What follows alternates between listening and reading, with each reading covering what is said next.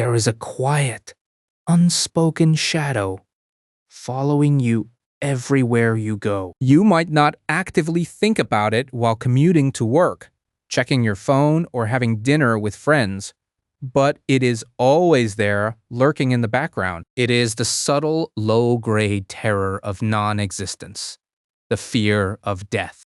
Most people spend their entire lives pretending death does not exist. We distract ourselves with endless work, superficial entertainment, and trivial desires, building fragile castles in the sand to hide from the tide. But whenever illness strikes, whenever we lose a loved one, or whenever we lie awake in the dark at 3 o'clock in the morning, the illusion shatters. The terror returns, gripping our chests and filling us with quiet panic. Why do we live like this? Why do we allow the inevitable conclusion of our story to poison the very chapters we are living right now? Almost 2,000 years ago, the Roman Stoic philosopher Lucilius Seneca, faced this exact question. In his famous letters to Lucilius, Seneca made an astonishing claim. The fear of death is not a rational response to reality. It is not an unavoidable part of human nature. It is simply a failure of philosophical training.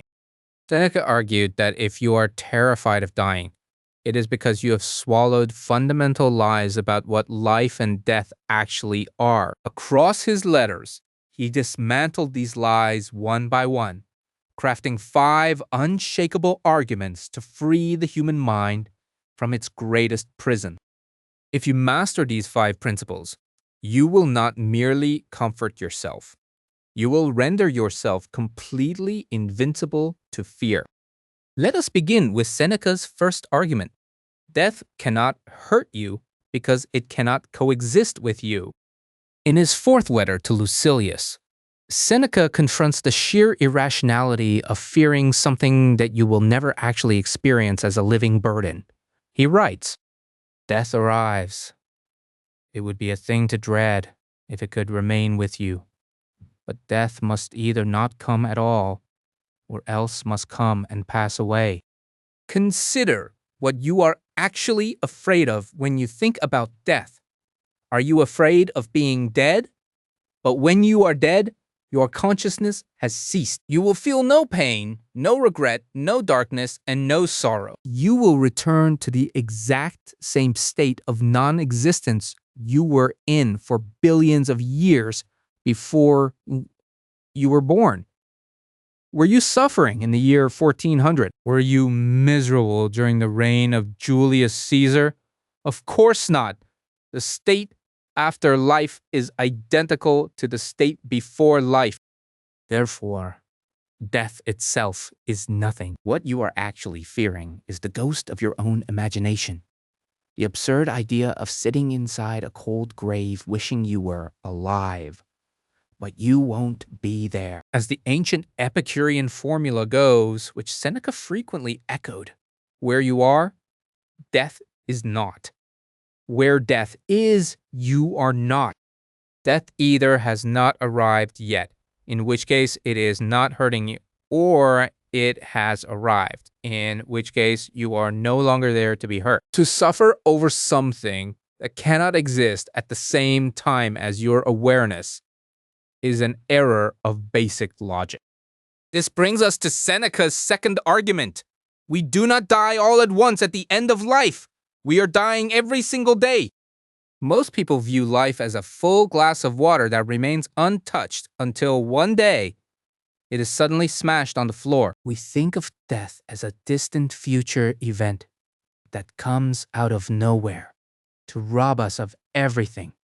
Seneca exposed this as a dangerous optical illusion.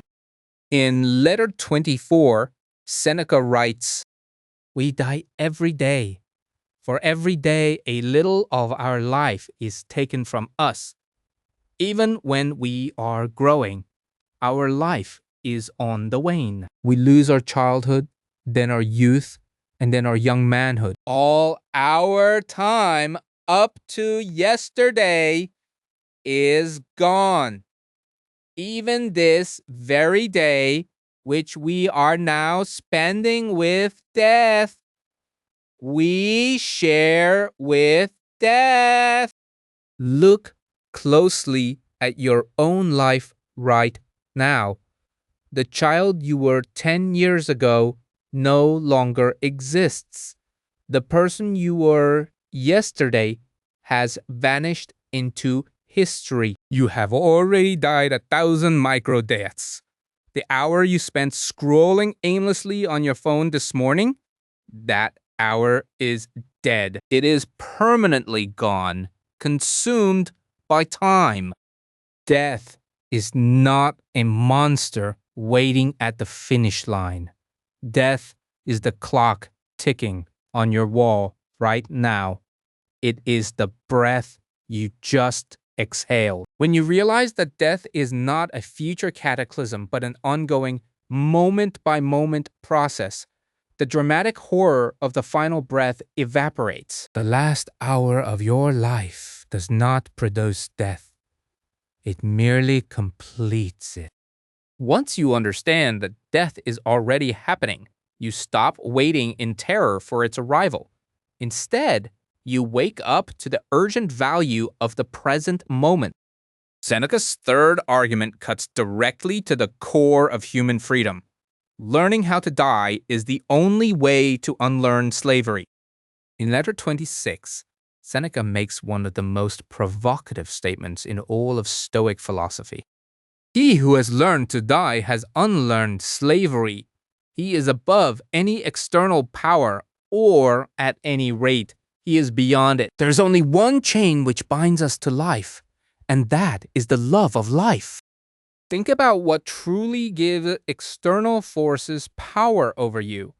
Why do people tolerate toxic bosses, corrupt systems, humiliation, or moral compromise? Why do we bow to tyranny, whether it comes from a dictator or from our own social anxieties? Because we are terrified of losing what we have, and ultimately terrified of losing our lives. The fear of death is the master chain from which every other minor fear hangs. If a tyrant threatens you with exile, poverty, or death, and you fear death above all else, that tyrant owns you. But if you have confronted death, if you have made peace with your own mortality, what leverage does anyone have over you? They can take your possessions, but you know your possessions are temporary. They can take your body, but you know your body is mortal. They cannot touch your moral integrity. They cannot force you to betray your principles. By accepting death, you strip the world of its ultimate weapon against you. You become fundamentally unshakable and truly free. This leads us to Seneca's fourth argument. Death is morally indifferent, and fearing it prevents you from living virtuously. In letter 82, Seneca addresses those who argue that death is an evil to be avoided at all costs. He writes, "The mind will never rise to virtue if it believes that death is an evil, but it will so rise if it holds that death is a matter of indifference." In Stoicism, the only things that are inherently good are virtue, wisdom, courage, and justice. The only things that are inherently evil are vice, ignorance, cowardice, and injustice. Everything else, wealth, health, reputation, and life itself, belongs to the category of indifference. Why? Because a life can be lived wickedly, just as a death can be faced honorably. If death were an inherent evil, then great heroes who sacrificed their lives for truth, justice, or the protection of others would be fools. If saving your life required you to betray your friends or commit atrocities, saving your life would make you evil.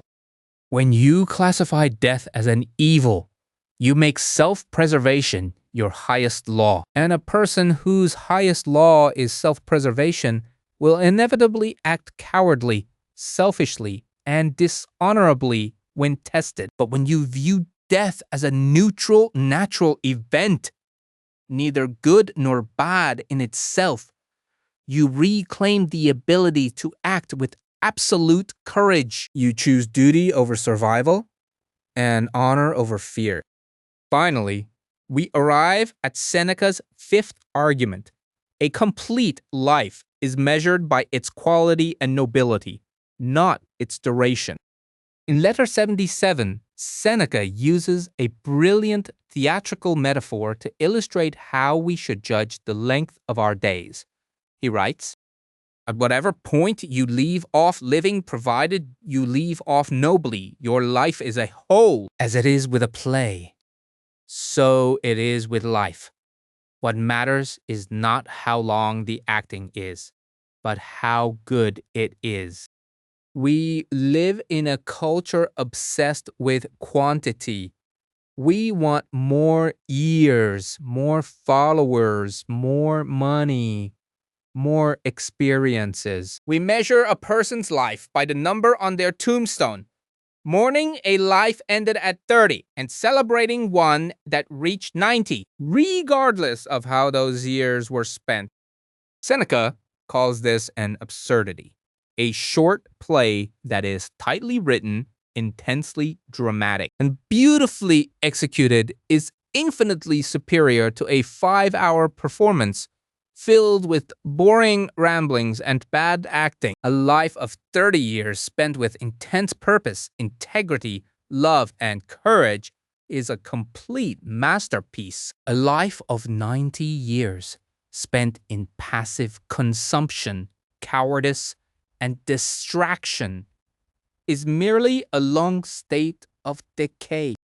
Stop counting your years and start weighing them. You do not control how many chapters your book will have, but you control every single sentence written on the page today.